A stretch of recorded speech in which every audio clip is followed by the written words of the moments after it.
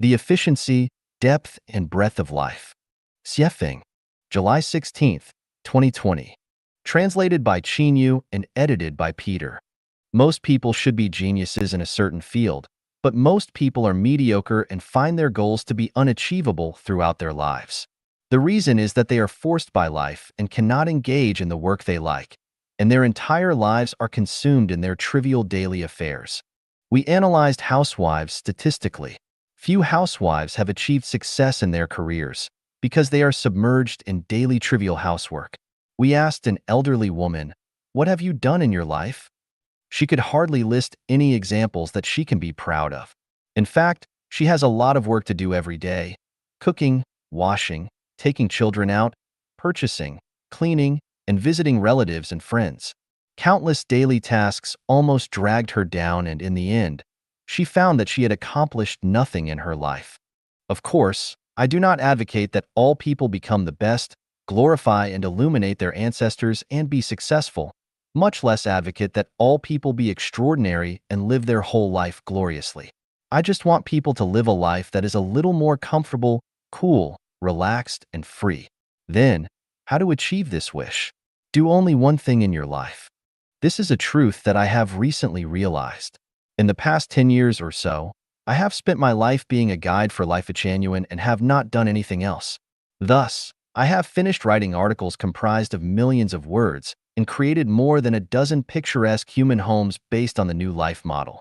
But in the last 2 or 3 months, I have done so many tasks which are too miscellaneous that I have hardly anything to show for it. Every day, I get up at 5 o'clock, browse the internet for half an hour, and quickly wash and prepare breakfast for the guests. Even if there are only 2 guests, it takes me at least 2.5 hours from preparation to completion. During these 2.5 hours, I must do at least 20 things or more. After the guests have left, I clean up the room. From cleaning the toilet and bathroom sink, wiping tables and chairs, changing the sheets, fees, mobile phone number fees, medical care insurance premiums, gas bills, electricity bills, etc. In addition to these daily tasks, I must deal with unexpected occurrences anytime and anywhere. I am thinking that if I spend my whole life like this, even if I am a genius in a certain field, my talent will be buried in endless tedious affairs. Doing a lot of various kinds of work can broaden the breadth of life, but you will never reach the depth, height of life, and there will be no efficiency. Always doing one thing will be the most efficient. The more complicated and varied the things you do, the lower the efficiency.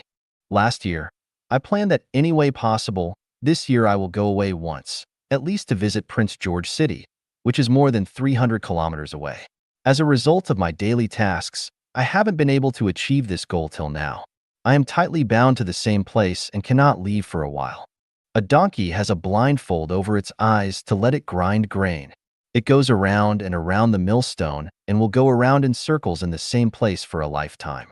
In fact, most people live in the same way as donkeys do.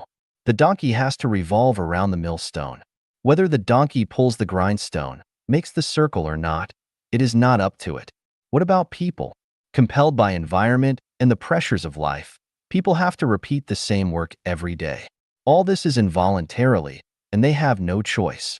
Who can say that I do what I like the most every day? To make life a little more comfortable, chic, relaxed, and free, we must only do one thing in our lives so that we can reach the depth of life.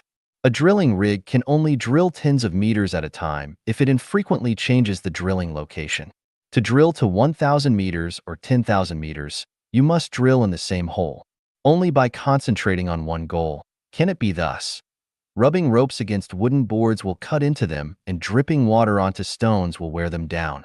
If we work 8 hours a day to make $100, can we make $100 in just 2 hours? I think it is possible. The way to do this is to do only one thing. The more complicated the things we do, the less money we can make. Only by doing one thing can we be relaxed and comfortable. In this way, can we have a good mood and free time to dabble in a broader field in order to expand the breadth of life. The problem is, who can do only one thing in a life? We still pursue the efficiency, depth, and breadth of life in accordance with the traditional production and life mode.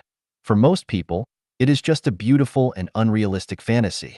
There is only one way to reach the goals: That is to live in the life mode of New Oasis for life created by Life Genuine. That is the best place to realize your ideal of life. 自由之路, The Road to Freedom. Xiefeng, November 10th, 2022. Translated by Qin Yu and edited by Peter.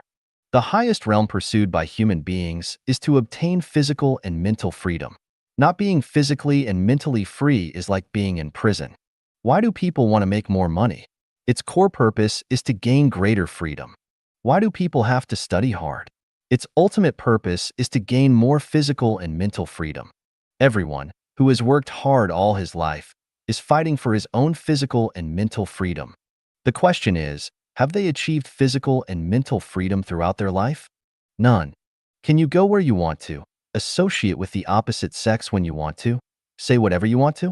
Who has achieved it? No one. The presidents cannot. Billionaires cannot. Experts, scholars, and professors, followers of any religion, none of them can, not to mention the general public. What is the problem? Why has not a single person achieved physical and mental freedom in their entire life for thousands of years? There are 8 factors that prevent people from obtaining physical and mental freedom, namely, country, money, marriage, family, kinship, government, debt, and ego. As long as there are countries in this world, no one can be free. As long as there is money in this world, no one can be free. As long as you enter marriage, the special relationship between both sexes, don't expect to be free again. As long as you revolve around family, the most basic production relationship in society, you will never expect to be free for the rest of your life. As long as you have it and miserable, think about it this way, no matter how hard we try, no one can reach the highest realm of physical and mental freedom. Why do the vast majority of people go to some kind of religious belief? When people cannot get physical and mental freedom in reality, they can only seek spiritual comfort in religion, to anesthetize their fragile and sad nerves, and to live a miserable and helpless life in hope. In terms of conventional thinking, there is no possibility that the country, money, marriage, family, kinship, government, debt, and ego will disappear from the world. No one in their right mind can accept the disappearance of these 8 factors, even emotionally. However, it is precisely because people are too rational and pay too much attention to affections that no one has achieved true physical and mental freedom for tens of thousands of years. People cannot imagine how they would live if these 8 factors disappeared. For example, if there is no country, who will protect my safety? What's the point of having a life without parents and children? Who will be responsible for the normal operation of society without the government? Without money, what can I use to exchange for the goods I need with others? And so on. It's hard to imagine how human society would operate and develop in an orderly manner without these 8 factors, and 10,000 what to dose will come to mind. Nothing is ever impossible which not yet been realized or transformed by thinking. On my way to make people completely gain physical and mental freedom, I entered 20 worlds in the realm of time and space that are superimposed, intersected, have clear boundaries that are interconnected, and found that there are no factors such as country, money, marriage, family, and kinship in the 1,000-year world, which is the closest to human life. But the people who live there have a beautiful life with complete freedom of body and mind. I wondered if I could copy the life mode of the 1,000-year world to the human world. So I created a brand new production and life mode which is completely different from the traditional life mode. I call it the second home. This second home life mode has been second home model works in the world? In theory, it totally works. In practice, it needs to be confirmed experimentally. I have lived in Asia for decades, Africa for more than 10 years, America for more than 5 years, and a few months with the indigenous tribes of Australia. In the recent 5 years, I have been in close contact with more than 2,000 people from Europe and have had superficial exchanges with most of them. I have also had deep contacts and exchanges with the Kanahana family in Japan. I have visited 2 communities in Canada as well and have conducted in-depth exchanges with them. My feeling is that the new life of human beings, the second home mode, works all over the world. What I am convinced of is that if human beings are not eliminated by nature, the future production and life mode of human beings will be the second home model. This is the only way for everyone to obtain physical and mental freedom. The conclusion is that the new mode of life for mankind, the second home, is the road to freedom. 我想与你聊聊天. I want to have a chat with you. Xiefeng, June 3rd, 2017. Translated by Qin Yu and edited by Peter. Knowing and understanding ourselves is one of the guarantees for a happy life. If we do not know ourselves or understand ourselves, we will inevitably have a series of troubles and pains in our lives. And we will attribute these troubles and pains to the outside world and others, instead of ourselves. A king or a beggar, who is freer and happier? The answer is, whoever knows and understands himself is happier. When a person vents grievances, it is from a lack of knowledge and understanding of himself. When a person blames others, it is from a lack of knowledge and understanding of himself. When a person feels his talents are unrecognized, it is from a lack of knowledge and understanding of himself. People all live in circles. Some circles are small, and some are large. This is like a WeChat group. A dozen or hundreds of thousands of people is a circle, and 2 people is also a circle. If you want to be respected in a circle, you must have equivalent value to the circle, otherwise, either you will abandon this circle or you will be abandoned by this circle. For example, there are 3 people in a circle. Zhang San has a carrot, Li Si has a banana, and Wang Wu has a cucumber. Then, the people in this circle are basically equal. This circle is relatively harmonious and warm, and their friendship will also be lasting. If Zhang San has carrots, Li Si has bananas, and Wang Wu has nothing, then Zhang San and Li Si will not respect Wang Wu and will abandon Wang Wu. Even circles of the same nature, such as business circles, have obvious levels. Millionaires are in the $1 million circle. You cannot enter the multimillionaire circle. Multimillionaires are all in the multimillionaire circle. You cannot get into the circle of billionaires. This is called birds of a feather flock together. To people, living is a cruel battle. No one lives easily. Whoever wants to achieve a happy and ideal life without a cruel struggle must be dreaming. If you have never worked hard but lived well, it proves that someone is supporting you. Once you lose the person supporting you, you will enter a state of misery. In order to avoid entering a state of misery, you must always struggle. Never be careless and live in a muddle-headed way. Do not think about enjoyment, but about giving and dedication. Only in this way can you hope to get the happy life you yearn for. Do what you can do. Do not expect to do what you cannot do. If you cannot do well at what you can do, there is no doubt that you won't do well at the things you expect to do. Ask yourself often, what have I done well? What have I done that I can be proud of? That your master will arrange everything for you. As a subordinate, do not always hope that your superiors will arrange everything for you. As a citizen, do not always hope that the president and the central government will arrange everything for you. If we do not give full play of our intelligence and wisdom now, we will never receive support and promotion from nobles. We will lose the steps to promotion forever, and we will never release our inner energy to liberate ourselves or change our bad fate. 超越时空活在未来. Transcending time and space by living in the future. Xiefeng, June 16th, 2018. Translated by Qin Yu and edited by Peter. Man is life. Life is a non-material structure with spirituality. The core component of life is consciousness. For consciousness, there is no question of reality and illusion, no question of time and space, and no question of past and future. Reality and illusion, time and space, are a problem that stubbornly exist in human perception. For life itself, these problems do not exist. The essence of life is perception and experience. Without perception and experience, there is no life. In other words, life without perception and experience does not exist. As far as perception and experience are concerned, there is no difference between dreams and reality. There is no difference between playing games online and directly participating in games. There is no difference between virtual and real situations. There is no difference between a face-to-face chat and a dream chat. There is no difference between recalling the past and looking forward to the future. And there is no difference between concrete practice and imaginative practice. For example, in the illusory scene of dreams, what we perceive and experience in dreams is the same as what we perceive and experience in reality.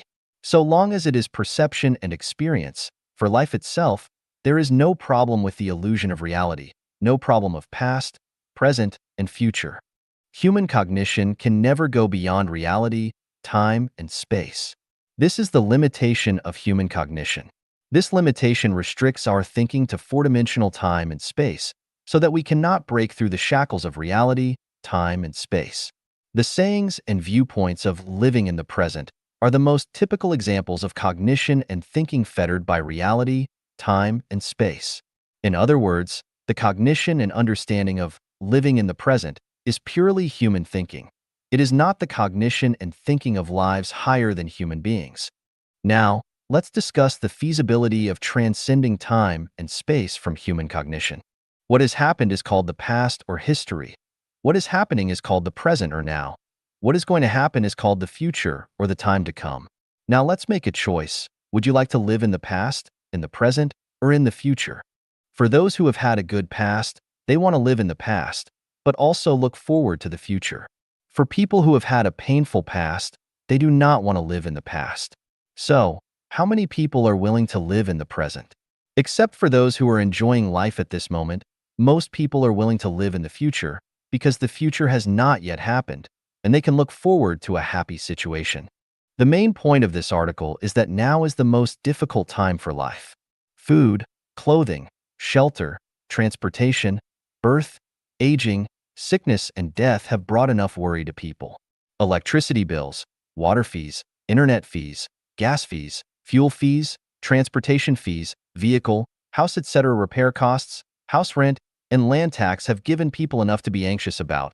The giving of presents between people is annoying enough. Personal safety is also worrisome, and the natural disasters and causal disasters that occur anytime and anywhere are heartrending. Therefore, living in this moment is the most troublesome and painful experience. Since life lies in perception and experience, it is wise to consciously avoid and escape the current situation of confusion and sorrow. There is a sad reality that we have to face. Nearly 1 million people commit suicide every year around the world. Millions of people attempt suicide. Hundreds of millions of people have thought of suicide. Why do they commit suicide? Because the present is too bitter, there is no hope, no turning point, no bright future, so they just choose to commit suicide. This is the life tragedy of those who live in the moment. Now let's envision that if a person in such current distress knows that he will receive 1 million yuan tomorrow, or will encounter a noble person who will bring himself out of a real tragic situation, or the world will be reversed and his sorrow will end soon, or he gets to know in a few years that he will turn the situation around and become successful, or knows that he will enjoy a wonderful life in the endless heaven in the future, then, will he commit suicide? Of course not. Not only will he not commit suicide, but he will live happily every day. This means that letting the consciousness live in the future makes life better than living in the present. Therefore, allow yourself to live in the future and imagine that in the future you can live in the new oasis for life created by Life Genuine. Imagine that you are living in the 1,000-year world, the 10,000-year world, the celestial islands continent. In this way, your current misery will be alleviated. No matter how hard or difficult it is, you will survive it. Your current troubles and pains will disappear into smoke and clouds, and all worries and fears will be just illusions in front of you. Hence, you will feel that every day is interesting to live, just like playing games, and even if death comes, you will be fearless and even accept it with joy. This is the way to transcend time and space. We must know that the future is created by visualized thinking. The essence of life is perception and experience. In this case, living in a beautiful future is more meaningful and valuable than living in the present. One of the mysteries of life is that perception and experience determine the taste and state of life. That being the case, why bother letting the consciousness experience a miserable moment? Why not let the consciousness experience a bright future? Anyway, consciousness does not distinguish between reality and illusion. Everything we experience is the essential attribute of life.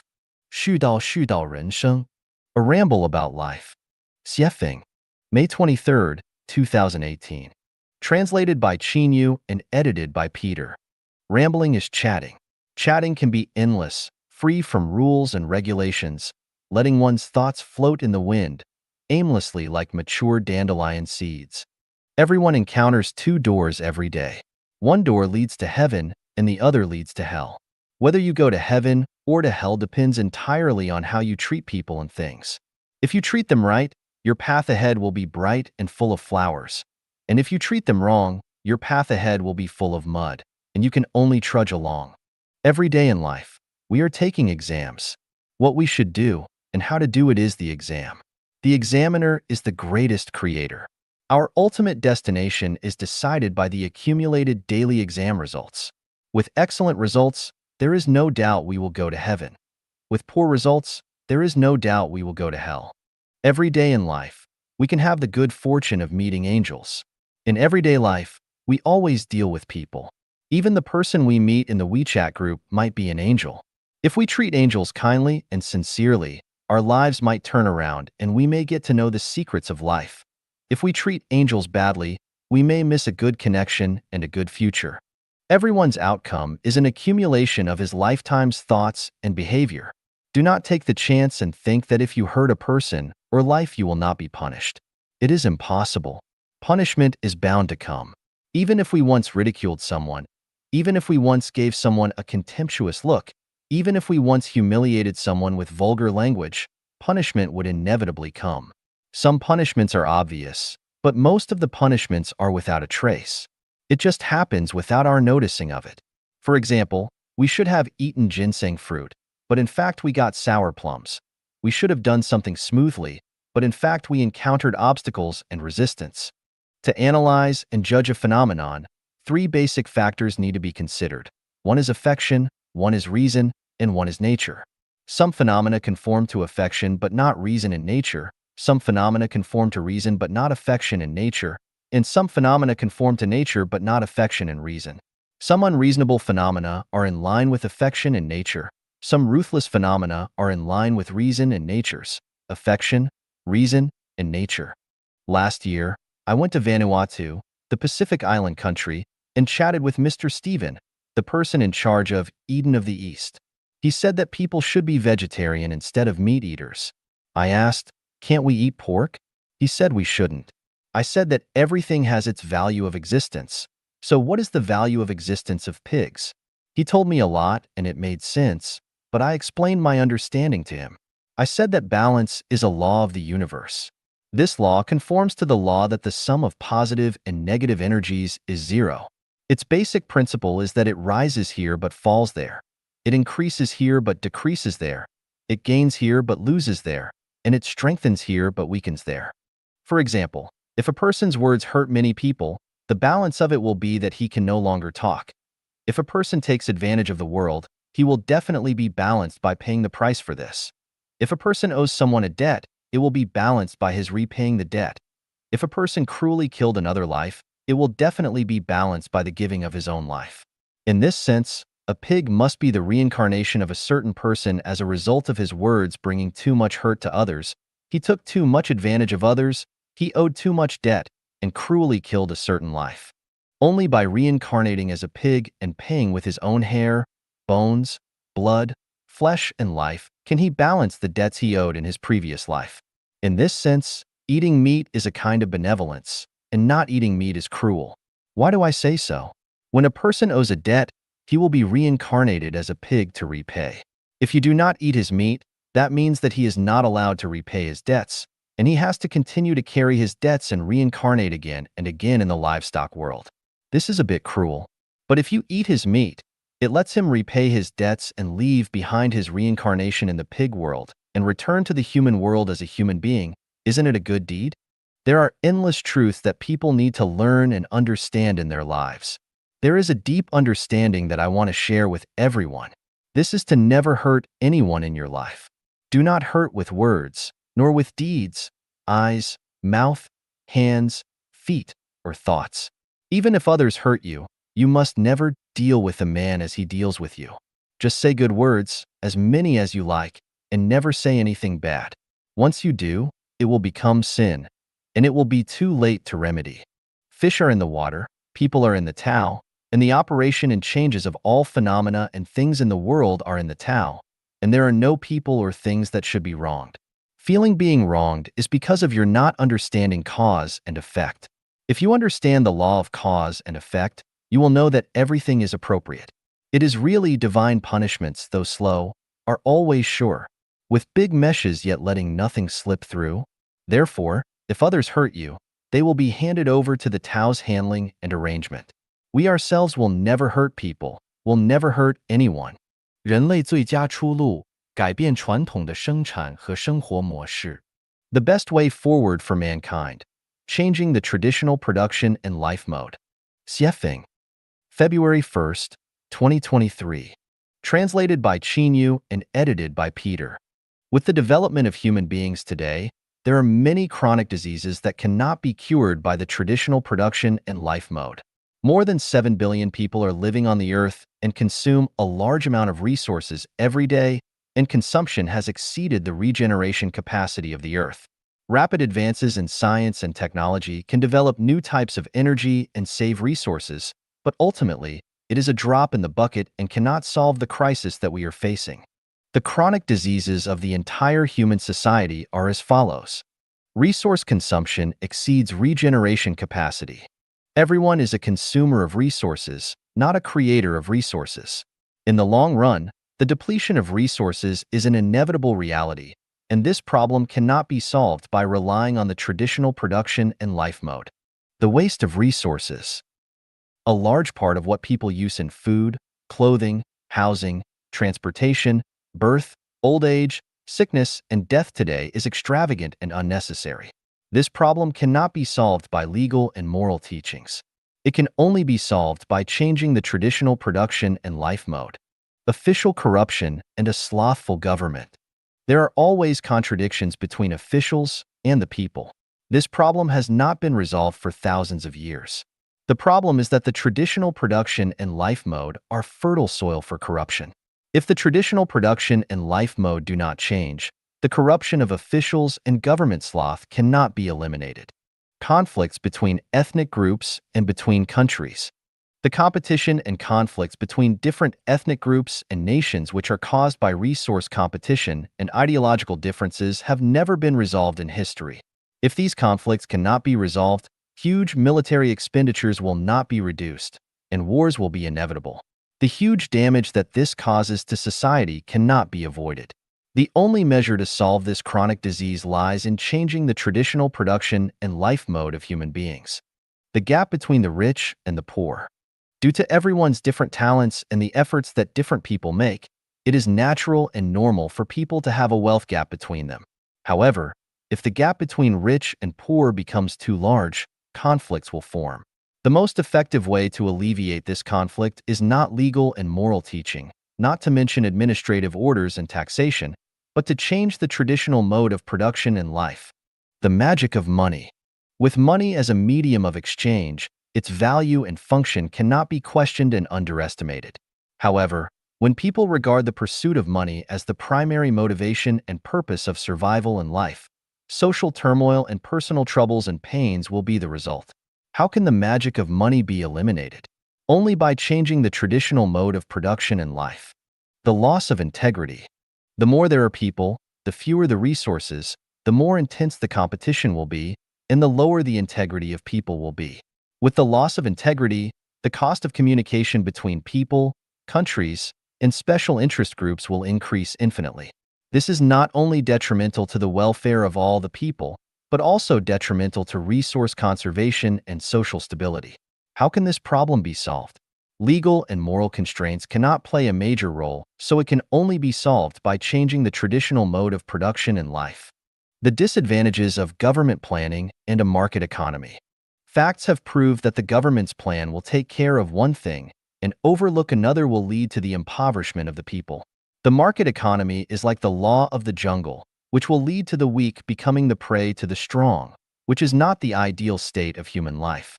I have thought about many options of how to make the world favorable and harmonious, and for the people to live and work in peace and contentment. Finally, it has been found that the best plan is to replace the traditional way of production and life with the new way of production and life. So, what kind of mode is the new human production and life mode? In a word, it is a full replication and copy of the production and life mode of the thousand-year world of the kingdom of heaven. The model of this new mode of production and life on earth is the production and life mode of the second home created by Life Echanuan. A brief summary of this new mode is: human beings will no longer enter the institution of marriage and family, but enter the program of the second home. Countries will disintegrate. There will be global cooperation and resource sharing. The scale of population growth will become lower than the regeneration capacity of the Earth's resources, and people will flow around the world designedly, allowing everyone to reach the state of life in the kingdom of heaven, where everyone owns nothing yet owns everything. This is not a dream, but a summary of the successful experience that has been practiced on the Earth for 15 years. May every citizen of the Earth get to know, think, and practice it. 人类最高级文明内涵 The connotation of the highest level of human civilization. Dayform Buddha. May 2, 2023. Edited by Peter.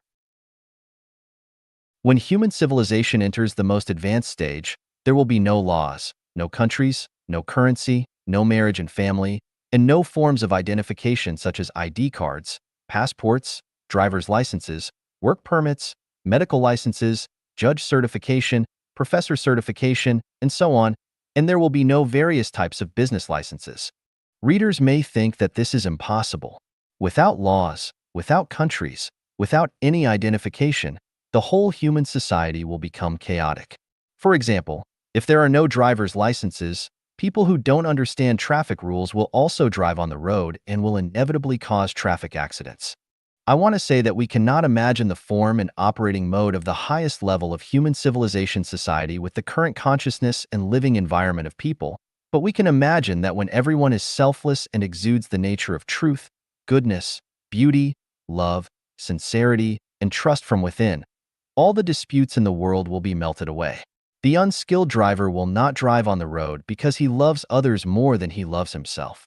Perhaps some readers may think that people cannot completely achieve unselfishness and selflessness, but in fact, when the traditional production and life mode of society will be replaced by the second home mode, people will find that the more unselfish and selfless they are, the more they will enjoy the joy and beauty of life and life to the greatest extent. We have proven this through 14 years of this production and life mode in practice. Without countries, laws, and marriage and family, will everything become chaotic? No. When we emulate the 1,000-year, we will find that the higher the degree of freedom, the more civilized people will become. The more restrictions and constraints, the more people's selfishness, greed, and opportunism will be stimulated. Moreover, when tens of millions of second homes are born on the Earth, people will choose to enter these homes to live in, and all the homes will operate according to universal values and the way of nature. All people on Earth will become members of this big family of homes, and no matter what they do, whether it is power generation, farming, clothing production, education of children, shepherding on the grassland, or technological innovation in the laboratory, people from all walks of life will become members of the Earth family. Without currency and private property, everyone will freely use their intelligence and talents, and all the issues of food, clothing, housing, transportation, aging, and death will be resolved by this big family. No one would want to keep currency or have private property. Each second home has 30 to 300 members, and each member rotates to work and live in another home for 3 years. When people around the world start to flow freely, there will be no more national, party, religious, or cultural barriers, and any turmoil and war will no longer occur. Hunger will also disappear, and the probability of theft, robbery, corruption, fraud, and deception will become negligible. I am very sure that everyone must have 100,000 questions in their hearts about this, but I can tell you that I have thought of all the problems you are worried about, and I know the solutions. I can also tell you accurately that no one's thinking in the world today is deeper than mine, and no one's solution to solving problems is superior to mine. Even if the Eastern saint that everyone is looking forward to comes, it will not surpass my theory and practice. Humanity has only one bright future ahead, which is to follow what I say, because no matter how intelligent a person may be, they cannot escape the 36-8 diagram arrays. Only by following the path I guide you on can we have the most wonderful future. 与自己同行的人造就了人生的悲欢离合. The people who accompany us on our journey shape the joys and sorrows of our lives. Xiefeng, June 1st, 2023. Edited by Qin Yu. People realize and understand as they grow older that the individuals that they journey with shape the joys and sorrows, separations and reunions of their life. They contribute to the ups and downs, the completeness and deficiencies of one's existence. During childhood, parents are the ones who bring both happiness and sadness, separations and reunions, completeness and deficiencies. Having loving and understanding parents is a blessing in life. However, if parents treat their child as a means to uphold family honor or as a target for venting frustrations from outside, it becomes a source of sorrow in life. During adolescence, the most influential people to walk alongside are teachers. Their words, actions, and evaluations lay the foundation for one's character and outlook on life. Wise and caring teachers pave the way for a hopeful and bright future, while narrow-minded and bitter teachers fill the sky of one's life with clouds, lacking warmth and sunshine. Young adulthood is a vibrant period for expanding one's social boundaries, and making friends is inevitable. Typically, people form 2 or 3 close friendships, and it is precisely these close friends that bring about significant turning points in one's life. Genuine and open-minded close friends, filled with the confidence and courage to strive and excel, will inspire oneself, leading to a passionate and hopeful outlook on life. On the other hand, if a close friend is selfish, deceitful, and harbors a dark mentality, one will also be drawn into a chaotic and disorderly path that goes against morality and even legality. In middle age, the most important companion in life is a spouse. If one is fortunate to meet a considerate, capable, and affectionate partner who excels at managing household affairs, it is a great blessing. Conversely, encountering an unreasonable, selfish, and greedy spouse who lacks understanding and often voices complaints creates a life filled with bottomless sorrow and misery.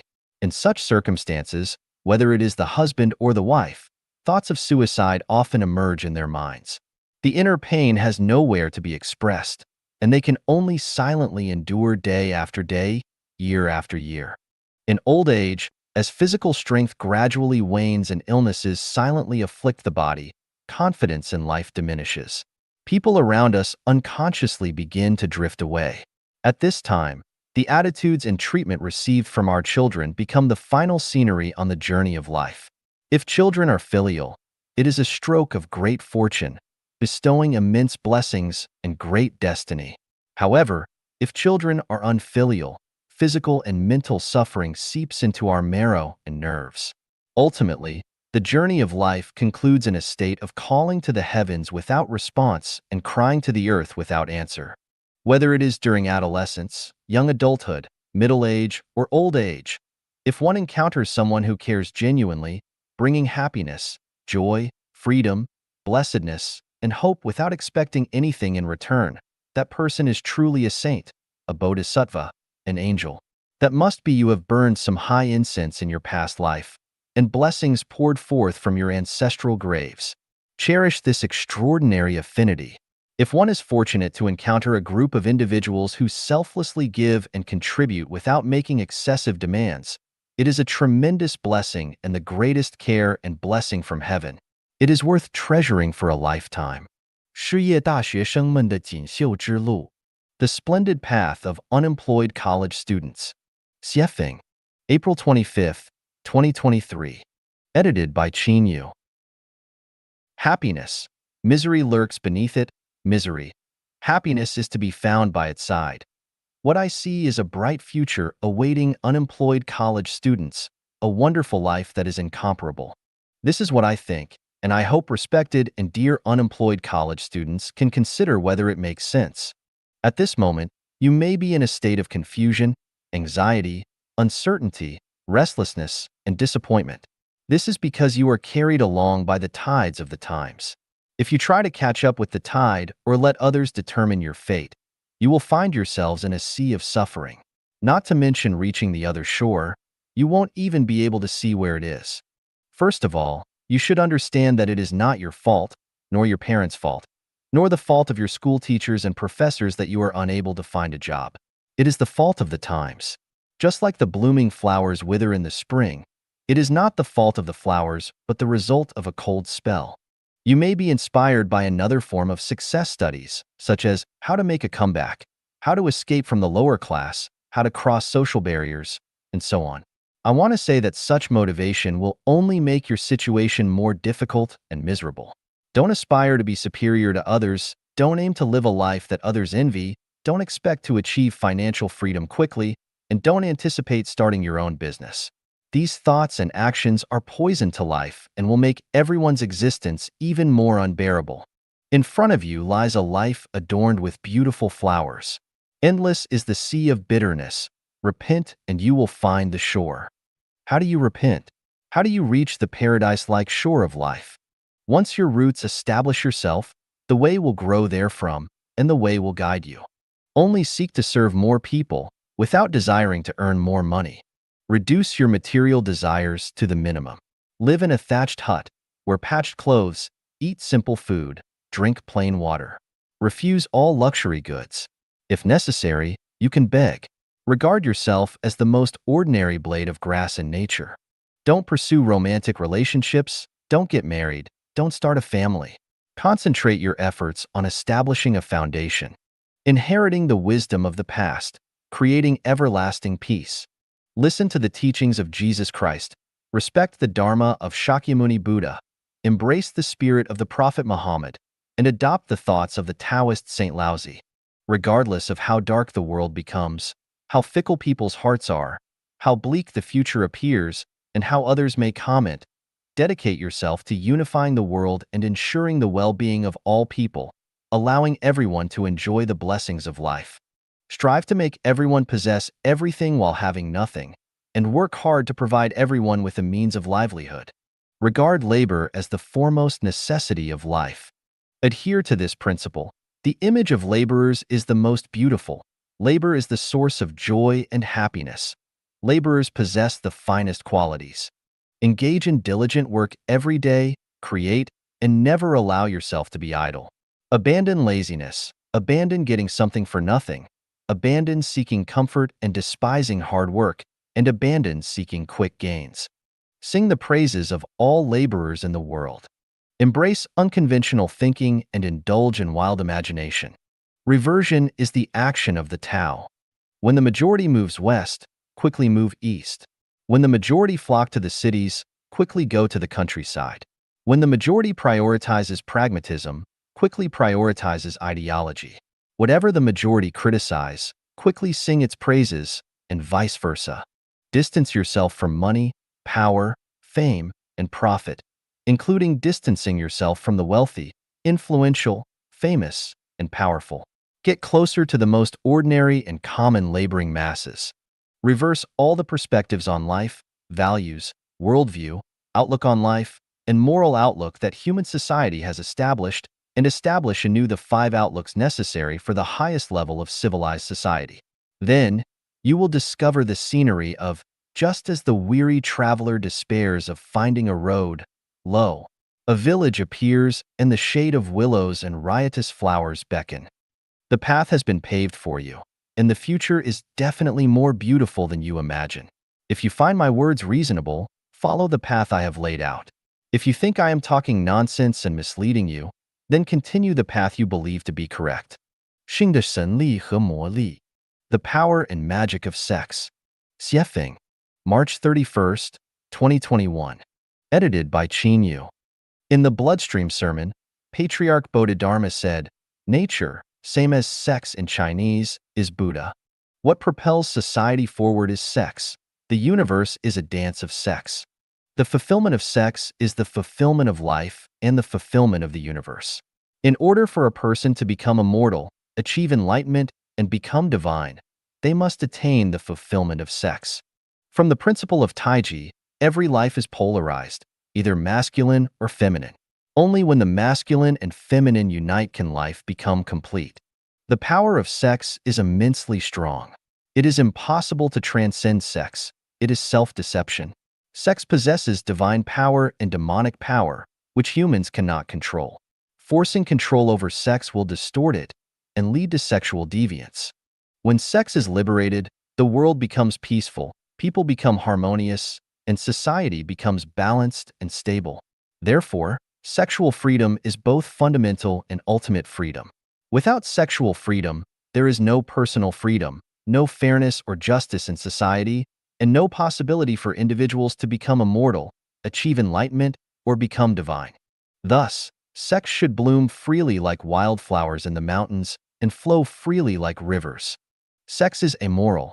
Therefore, moral standards should not be imposed upon it. The following conclusions are derived from an insightful perspective on sex. They may be shocking, but I hope readers will not reject them based on outdated beliefs and moral standards. To determine their correctness, rational analysis and judgment should be employed. Respecting facts, examining them with a scientific spirit and logical abilities, and avoiding emotional reactions is crucial, as becoming emotional renders one unable to reason. The conclusion is as follows. Regarding anyone's sexual life and behavior, no matter how strange, bizarre, even absurd, or how promiscuous, licentious, immoral, or even deviant it may seem, as long as it does not harm others or society, as long as it is not forced and is willingly embraced by those involved, it should be tolerated and should not be condemned or even criminalized. For example, sexual intercourse between humans and animals, between a father and daughter, mother and son, grandparents and grandchildren, son-in-law and mother-in-law, and so on. For example, the fickleness of women and their involvement in multiple sexual relationships, the promiscuity of men and their involvement in multiple sexual relationships, and instances of infidelity within marriages, and so on. The myriad of unconventional sexual activities and patterns should be understood. Human society does not need to astonish or insult these individuals, nor should it hold them hostage to morality. I solemnly declare that I do not endorse the aforementioned sexual behaviors, but I can understand them. Those who have a full stomach have no idea how it feels to be hungry. The wealthy cannot truly experience the hardships and helplessness of the poor. Those with a full stomach cannot set standards for those who are hungry, and the wealthy cannot dictate norms for the poor. This is similar to how lions and tigers cannot establish behavioral guidelines for zebras and gazelles, and wolves cannot set boundaries for sheep. When the powerful drive of sex erupts, the best approach is to satisfy sexual desires. When satisfaction cannot be achieved, people will seek various ways to fulfill their intense sexual cravings. People do not desire to engage in sexual intercourse with animals. However, if conditions for sexual intimacy with humans are not present, they may resort to releasing sexual energy through intercourse with animals. If even that condition is unavailable, individuals may engage in sexual relations with their own daughters, sons, grandsons, granddaughters, uncles, aunts, mothers-in-law, nephews, nieces, and so on. As for infidelity or sexual relationships between masters and disciples, teachers and students, these are already considered quite normal phenomena. In the world of women, sex workers are a group of extraordinary women because they provide countless men with sexual fusion and satisfaction. They are considered great because they adhere to the principle that the higher the degree of shared experience, the greater the value.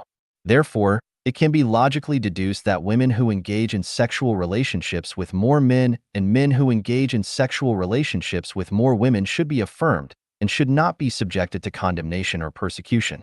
Human beings should prioritize reality. Once individuals reach maturity, they enter a stage of sexual needs.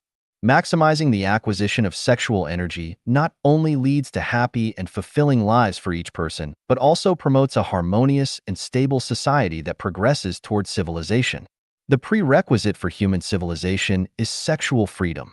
Without sexual freedom, human civilization cannot be achieved. Sex is a form of energy and a resource that is inexhaustible. However, when individuals monopolize sexual resources, the resource becomes particularly scarce. Once it becomes scarce, it is inevitable that animal mating and incestuous behavior cannot be eradicated, and the trading of sex cannot be avoided, which leads to troubles, anxieties, pains, and even crimes. Of course, the more sexual partners one has and the higher the frequency, the higher the risk of contracting sexually transmitted diseases, including HIV/AIDS. This negative consequence can be addressed through a program, such as requiring sexual health certificates for sexually mature individuals. This is achievable. However, it is not appropriate to abstain from sexual activities solely because there is a risk of contracting sexually transmitted diseases, just as one does not stop eating because eating can cause various illnesses. Life is like a dream. All space directions are void. We should have full experiences and live our life to the most so that we won't have regrets when we leave the earth. Being satisfied and dying blissfully is better than being consumed by worries and regrets. 一求64致论人类生存模式. One Earth, 64 Systems. On the Mode of Human Survival. Xiefeng. April 13th, 2021. Edited by Qin Yu. Inspired by the concept, One Country, Three Systems of Mr. Li Liangbin, who is from Jinshi Province, let us explore the future mode of human survival.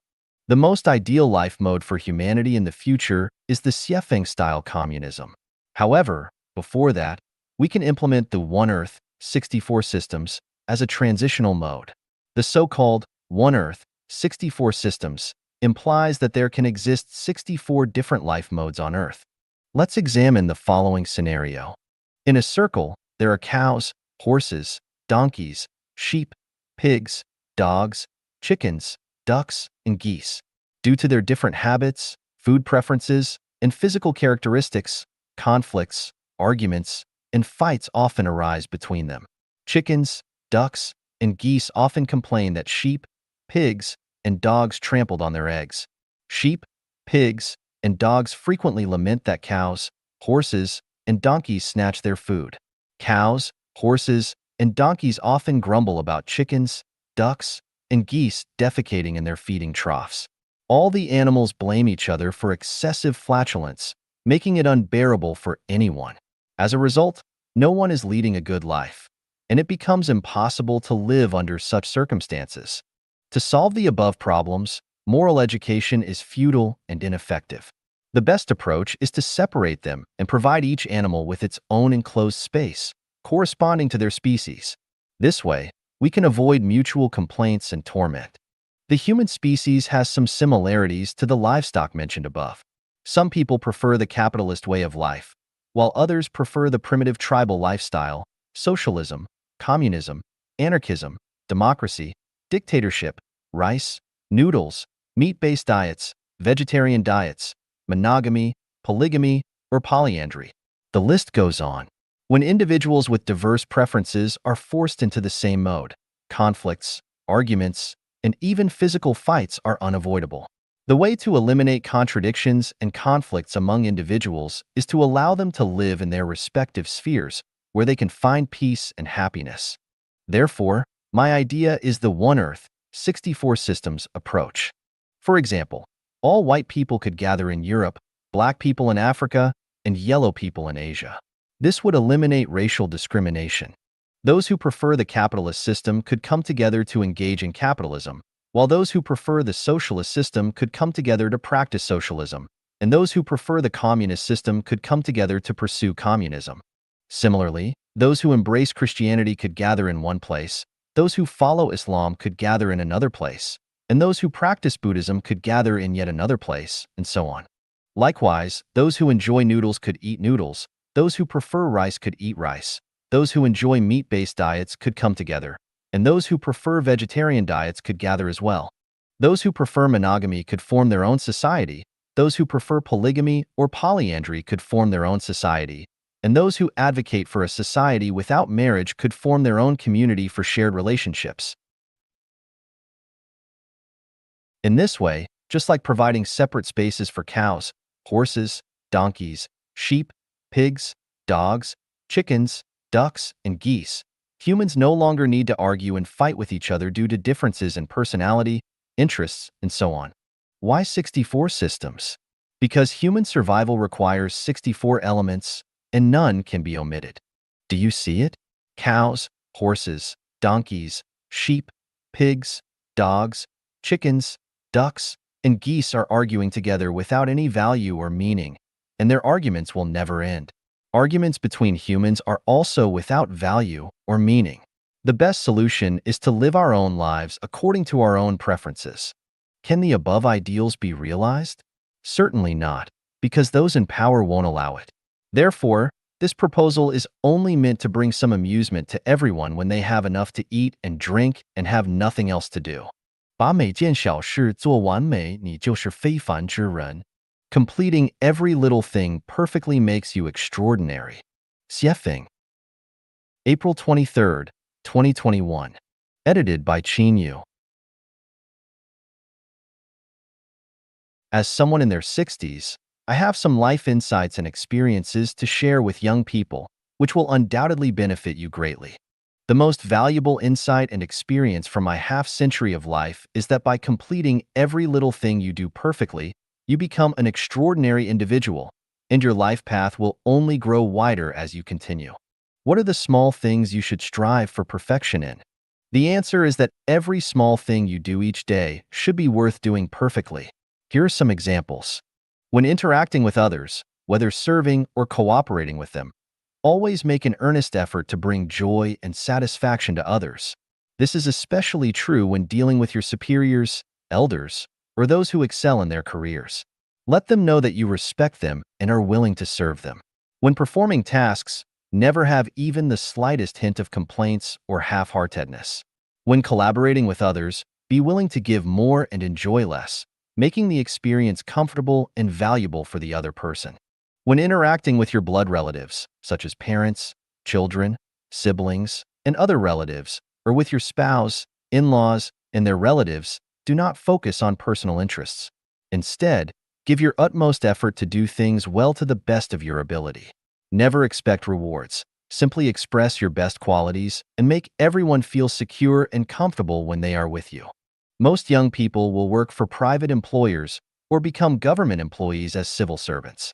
Regardless of the character of your boss or immediate superiors, regardless of your salary and other benefits, and regardless of whether the working environment satisfies you or not, you should strive to perform the tasks you are engaged in to the highest possible level.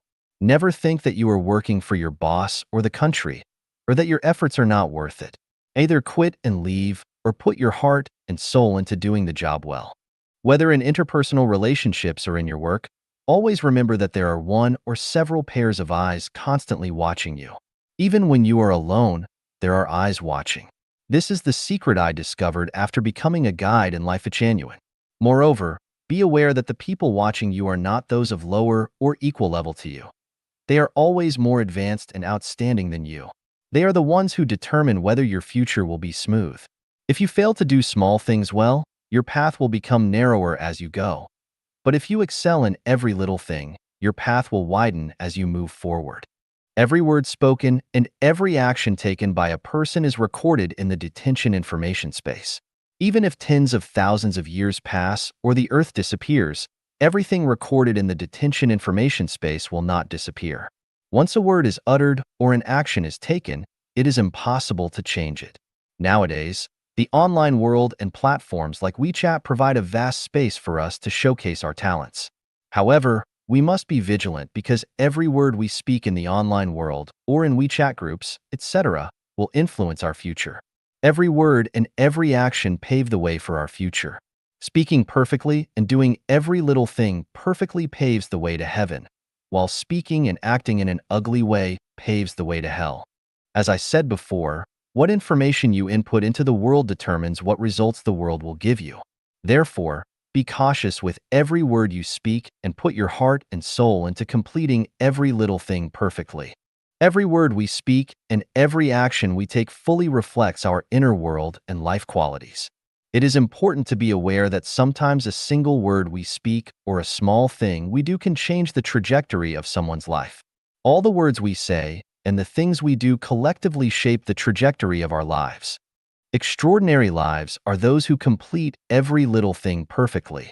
不幸是生命旅途上转折的起点. Misfortune is the starting point of turning points on the journey of life. Xiefeng. January 9th, 2022. Edited by Qin Yu.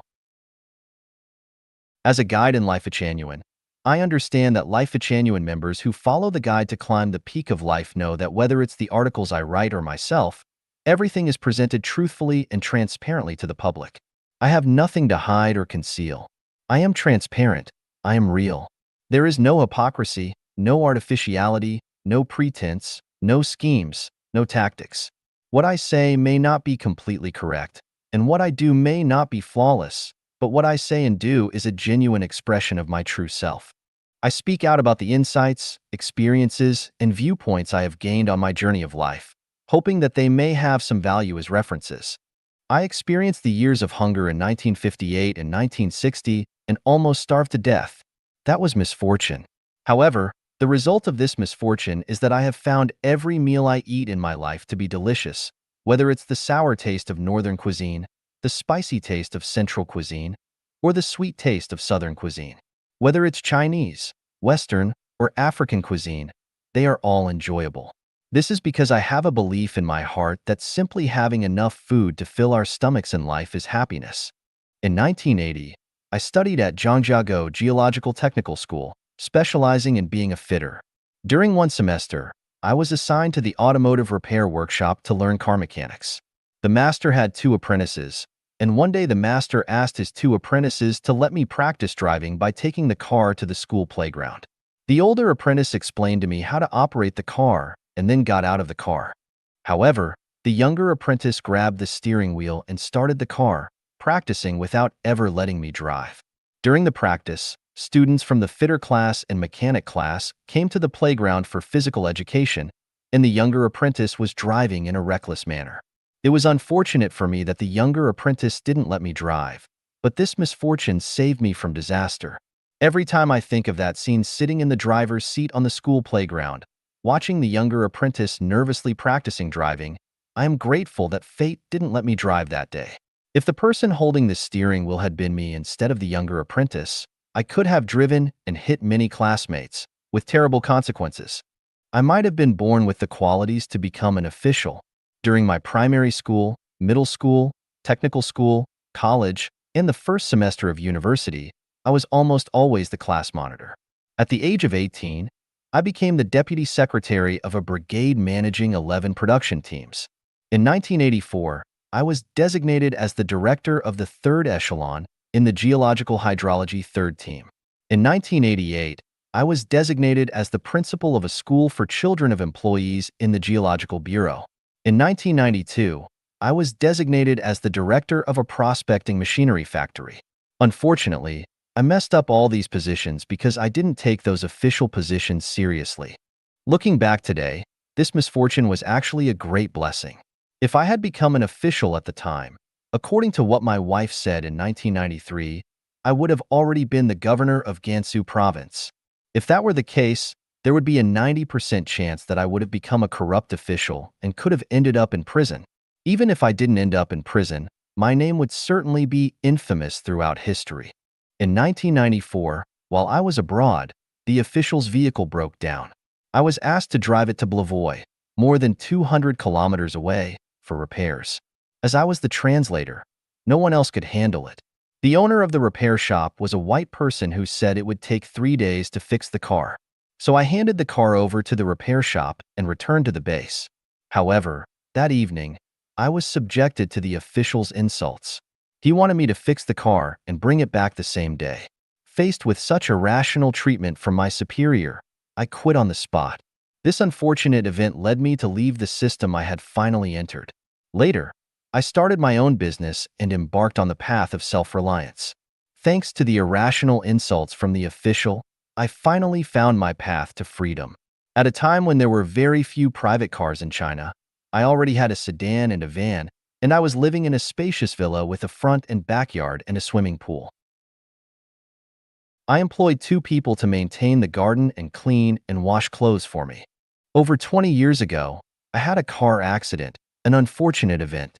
However, it was that car accident that became a major turning point on my journey of life, completely changing the trajectory of my life and leading me onto the way of the greatest creator, finding the way to heaven. In China, due to the establishment of Life Genuine and the Second Home, I faced suppression from the government. Over 10 communities were destroyed. This was misfortune. But precisely because of these misfortunes, I was pushed to Canada. In Canada, the land is vast, and I live on 40,000 square meters of private land.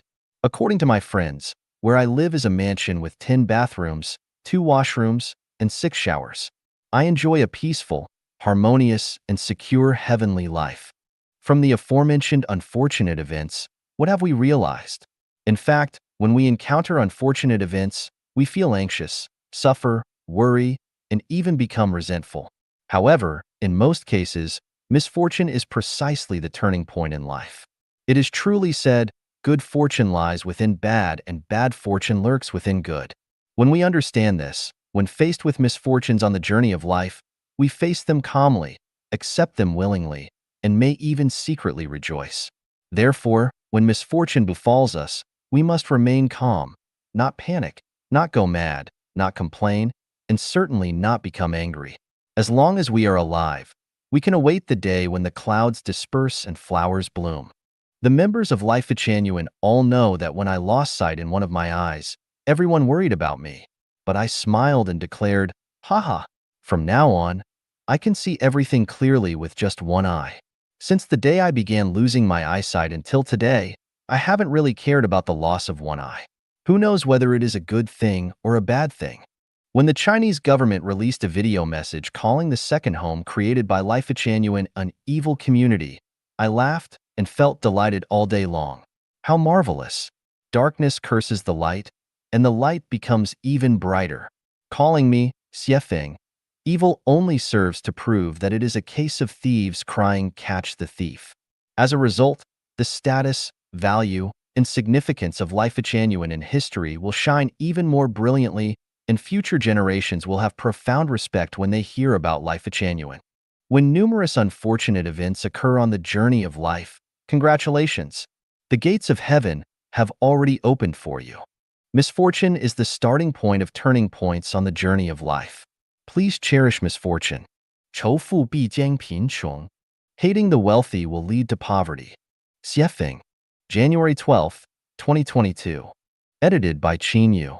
Philosophy tells us that the principle of unity of opposites is universal in the universe. For everything, there exists something that is its opposite. If there is an up, there must be a down. If there is beauty, there must be ugliness. If there is wealth, there must be poverty, and so on. This existence of opposites is not only reflected in the external world, but also within ourselves.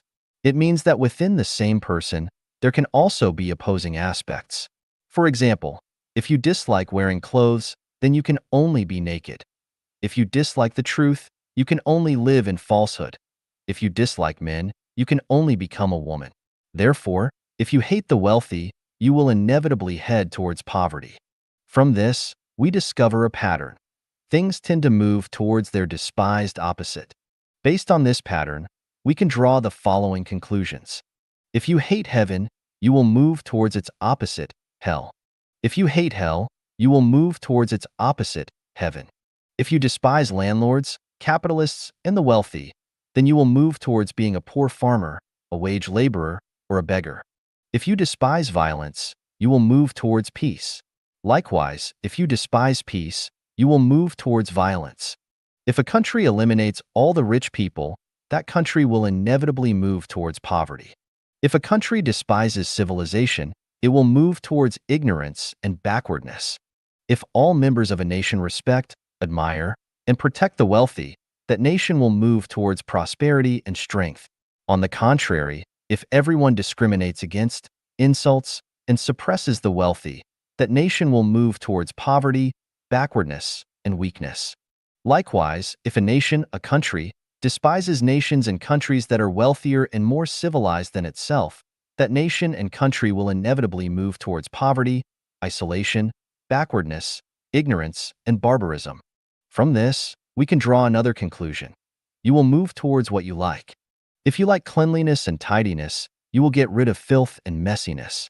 If you like wealth, you will overcome poverty. If you like saints, you will transcend being a laity or mortal. If you like freedom, you will break free from the shackles of slavery. If you like heaven, you will escape the engulfment of hell. Our reality is created by our consciousness. A consciousness of poverty can only create a reality of poverty, and only a consciousness of wealth can create a life of abundance. Just look at Israel and Japan, and then look at Zimbabwe and Venezuela. The logic is evident. Do you want to live in heaven? If so, you must first have the consciousness of heaven. How can you have the consciousness of heaven? Take a look at my descriptions of the 1,000-year world, 10,000-year world, and the Elysium Celestial Islands continent. With those descriptions, You can have the consciousness of heaven. If you don't believe in my description of heaven, then look at the production and living scenes in the real second home on earth. They can also nurture the consciousness of heaven. Without the consciousness of heaven, no matter how much you practice or strive, you will never reach heaven. In conclusion, hating the wealthy will lead to poverty. Consciousness determines one's present situation and future. 如何走出痛苦? How to break free from suffering. Xiefeng, January 15th, 2022. Edited by Qin Yu. Feeling uncomfortable, depressed, troubled, anxious, worried, fearful, disappointed, and hopeless are forms of suffering. Suffering originates from three aspects: physical, mental, and spiritual. Physical pain can be endured and healed, and spiritual pain can be eliminated by establishing faith in the greatest creator. However, suffering arising from the mind is difficult to overcome and dissolve. Mental suffering stems from a lack of freedom, whether it be physical, mental, financial, or in one's actions. Any form of restriction on freedom can lead to mental anguish. Therefore, the core root of mental suffering lies in the inability to experience freedom. To break free from mental suffering, the first step is to identify the root causes that lead to such suffering and eliminate them, thereby allowing mental suffering to disappear. How can we find these causes? Start from the closest and move towards the farthest. Because the closer something is, the more likely it is to cause suffering, while the farther away it is, the easier it is to bear the resulting pain. Starting from the closest, the people who have a close relationship with oneself are likely to be the source of mental suffering. Spouse, parents, children, siblings, relatives, neighbors, colleagues, friends, superiors, subordinates, teachers, masters, partners, fellow practitioners, etc. Moving towards the farthest, factors that cause mental suffering mainly come from thieves, bullies, hooligans, gangs, families, tribes, extremist groups and organizations, nations, states, governments, political parties, and religions, etc. For example, restrictions on physical freedom mainly come from marital relationships, restrictions on mental freedom mainly come from political parties and religions, restrictions on financial freedom mainly come from relatives and market monopolies, and restrictions on freedom of movement mainly come from the machinery of the state. When faced with suffering, moral education and preaching from sages and religious doctrines hardly have any effect. Spiritual practices and inspirational quotes may temporarily numb the pain. So-called spiritual cultivation and chicken soup for the soul are merely scratching the surface, and the fundamental solution lies in rebuilding the order of human production and life. The measures and pathways to completely eliminate individual and human suffering are as follows. Eliminate marriage and dissolve families. Political parties should not be involved in government management. Religion should not participate in government affairs. Open borders among countries and allow people to freely move and migrate. Promote the production and life mode of the second home of Life Genuine. All global citizens move towards the era of Life Genuine. I have prepared the path for the happiness of all humanity, from theory to practice. The future form of human society will neither be a legalistic form like the United States nor a rule by man like China. Instead, it will be a holographic way guided by saints and managed by sages. At that time, the state of society will be, the talented will be put to good use and the whole world will be one family. No one will pocket anything found on the ground and doors are not bolted at night. The young being well educated and the old being looked after properly, people fully display their talents, and resources are fully utilized. Everyone fulfills their responsibilities, living in peace and prosperity. The world will be harmonious, with favorable weather conditions, thriving industries, wealthy and abundant, and suffering will disappear forever from now on. 走出思维迷思 1. How to break free from mental fallacies, Part 1. Xiefeng, March 2nd, 2022. Edited by Qin Yu. Those who focus on the outcome of life are the most unfortunate, while those who enjoy the present are the most carefree. Many people tend to weigh the pros and cons, look ahead, and consider all the possible obstacles and difficulties before making plans or decisions. I want to say that this is a mental fallacy and a mindset that leads to a pessimistic life. For example, If a couple planning to get married knows that they will divorce 10 years later, they might choose not to get married at all, and even if they do get married, their days will not be as sweet. On the other hand, if they are unaware of the future divorce, they can experience a period of sweetness and enjoy a wonderful time during their love and marriage. Suppose Life Changyuan had informed all the Chanyuan Celestials before creating the second home that no matter how many communities we build, they will eventually be destroyed by the government. In that case, would Chanyuan Celestials still have the enthusiasm and passion to create numerous communities? Would they still put meticulous effort into building beautiful and magnificent communities? Of course not. If the results were not revealed in advance, Chanyuan Celestials would wholeheartedly and passionately create communities, even if they were eventually destroyed. What would be the significance in that? Now I ask, are there any Chanyuan Celestials who regretted their decision to participate in the creation of communities? I speculate that there isn't a single one. Why is that? It's because we have experienced a way of life that 99% of humanity has never experienced during the process of creating communities.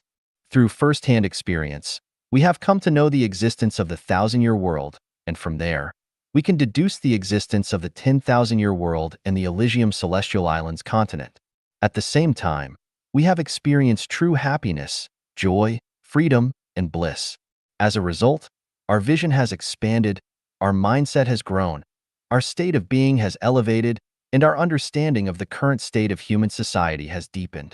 Most importantly, our consciousness has transformed from human consciousness to celestial consciousness. This is a leap in life, a transformation, and an adventure on the glorious journey of life. Therefore, I speculate that no Chanyuan Celestial regrets immersing themselves in the life of creating communities. Therefore, we come to a thinking conclusion. Engage in life, engage in creation, but do not dwell on the difficulties that may arise during the process, and do not ponder over the outcome, because the outcome is within the process itself. If the process is beautiful, life will be more meaningful, and the result of life is bound to be beautiful. So, do not pursue the outcome of life, for the outcome of life is death. What we pursue is the result of life. When life is elevated, no matter how the process of life unfolds, it will be meaningful and valuable. Even if the government repeatedly destroys the communities we have built, we have already obtained what we were meant to obtain and will never regret it. Look at the historical figures. The outcomes of their lives are almost always unfortunate. Knowing that life can be unfortunate, yet people in the present still passionately strive, struggle, worry, suffer, laugh, and cry. This grand drama of life on the stage continues to play out without any novelty. Those who understand this truth live extraordinary, romantic, carefree lives, while those who do not understand this truth not only lead unfortunate lives, but also face even more unfortunate outcomes in life. This is called awakening, also known as enlightenment. 走出思维迷思2. How to break free from mental fallacies, Part 2. Xiefeng, March 3, 2022. Edited by Qin Yu. Life shines in attachment, while life perishes in attachment. Merging life and life into one is a mental fallacy in life. Life is merely a brief moment in the journey of life, but the unfolding of this fleeting moment determines the scenery of the next journey. Due to the lack of understanding about the mysteries of life and time, people mistakenly take life as the entirety and ultimate meaning of life. Consequently, they perform tragic dramas on the stage of life. The material world is the manifestation of the non-material world, and life is but a manifestation of life. When people are captivated by the appearance of the material world and become attached to the pursuit of material wealth, status, and fame, they miss the opportunity to uplift life and, in turn, sow the seeds of negative consequences. When a fish freely roams in rivers, lakes, and seas and discovers delicious bait, it rushes up and swallows it in one gulp, losing its freedom and becoming a meal on the angler's chopping board. Similarly, when people relentlessly strive for material wealth, power, status, and honor, and eventually satisfy their desires, they are like fish that have swallowed the bait without realizing it, indulging in self-satisfaction. However, they have already become the meat on the devil's chopping board. Not to mention historical and foreign figures, Let's take a look at the individuals in modern and contemporary China who have gained fame in the fields of wealth, power, and honor. Aren't they all fish that have swallowed the bait? Now, look at ordinary people. How many of them have been or are still madly devouring the bait like fish? To make one's life brilliant, one must be attached. Attached to making money, gaining power, achieving status, acquiring fame. One can also be attached to one's marriage and family, nation and country, political parties and religions, ideologies, truths, and ideals. As long as there is attachment, life can move towards brilliance. However, when one is attached to something or a certain belief, the flower of life withers, heading towards exhaustion and decline. Consider a couple deeply in love. When they cannot bear to be apart, feeling like the world would collapse without each other, and believing that life has no meaning without their partner. He wants only to marry her, and she wants only to marry him. This is called attachment. This kind of attachment brings about a deeply romantic and sweet period in their lives, reaching the pinnacle of a passionate love affair.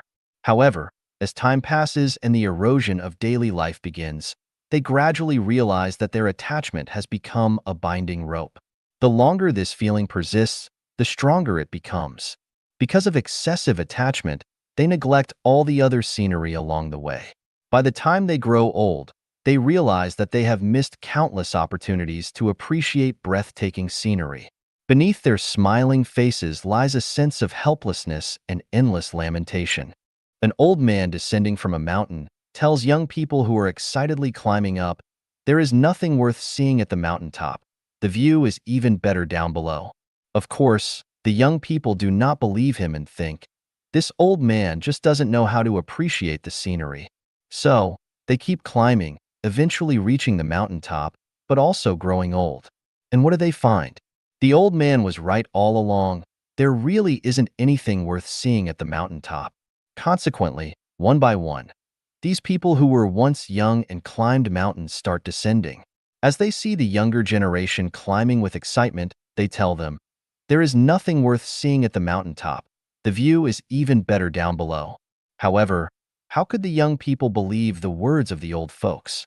Thus, this story of climbing the mountain continues to unfold from the distant past to the present and will continue into the distant future. In the end, we will discover that especially serious people will die due to their seriousness, and especially attached individuals will die due to their attachments. Nutritionists will die due to nutrition. Excessively clean people will die due to cleanliness.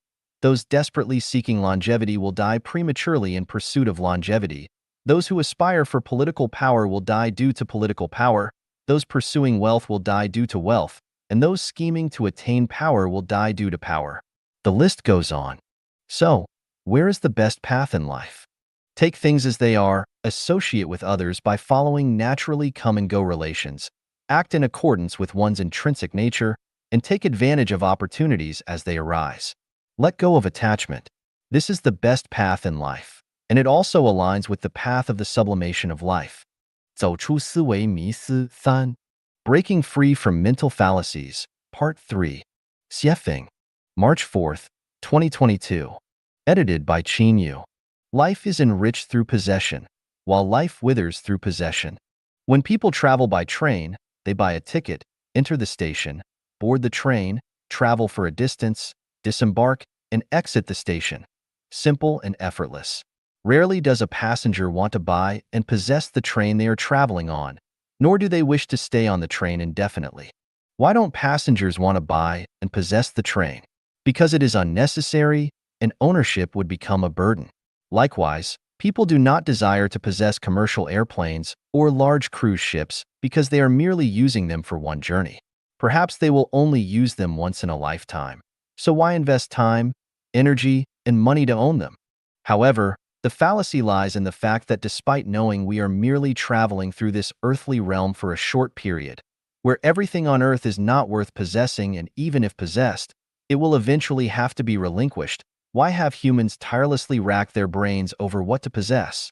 Why are they even willing to pay the price of their own and others' lives to possess illusory dreams along their journeys? Let's assume we have 1 million in cash.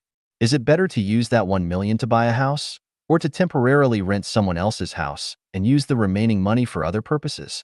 For example, renting a house for 1 year with a rental payment of 20,000 yuan. Renting for 50 years would amount to 1 million yuan. From the perspective of life, buying seems better, providing a sense of security and becoming capital to flaunt to others. However, from the perspective of life's meaning, renting is, of course, better because by paying 20,000 yuan annually, one would still have plenty of money left to invest in other fields. This investment may generate more wealth, not only enough to pay the annual rent of 20,000 yuan, but also leave a surplus. In other words, after 50 years, one would still have 1 million yuan in hand, while buying the house outright would leave one penniless. Some may argue that buying a house preserves its value, while money in hand may depreciate due to inflation. However, this is also a fallacy. Houses depreciate every year and may even collapse, while money in hand has the possibility of both depreciating and appreciating. Therefore, we do not analyze or speculate on these contingent factors. What we are analyzing now is whether a possession is worthwhile. The mistaken belief of striving to possess something is a human fallacy, also the root cause preventing humans from living a heavenly life. People feel secure when they possess something. It satisfies not only their practical needs, but also their psychological desires. Consequently, the goal of their entire lives becomes to possess more: land, houses, cars, status, wealth, honor. Moreover, they desire to possess people, such as in a marital relationship, where each claims ownership of the other. This is my man. This is my woman. This is my child, and so on. If you were to ask someone, "What do you possess?" and they answer, "I have a villa and a luxury car. I own a company and a business. I have 200 acres of land. I have 30 cows. I have an iPhone," people would look at them with envy, respect, and even admiration. However, if the answer is, "I have nothing," people would look at them with disdain, contempt, and even scorn. When the mistaken view of life, and values becomes a general principle for the masses, mistakes turn into correctness, fallacies turn into truth, and heaven turns into hell. When a person dedicates their lifetime and energy to possessing more and more things, they lose the qualifications to appreciate the artistic charm of life and obtain a ticket to heaven. Heaven is heaven precisely because every life possesses nothing. It is a state of having nothing. Paradoxically, it is because every life possesses nothing that it achieves the result of possessing everything. When we possess something, we feel secure, and the more we possess, the more fulfilled our lives become. Our vanity attains maximum satisfaction. However, precisely because of our possessions, we are alienated from heaven, and this is the withering of life. 人生八悲, The Eight Sorrows of Life. Xiefeng. April 3rd, 2022. Edited by Qin Yu. Ancient wisdom states that there are three great sorrows in life: losing one's father in youth, losing one's wife in middle age,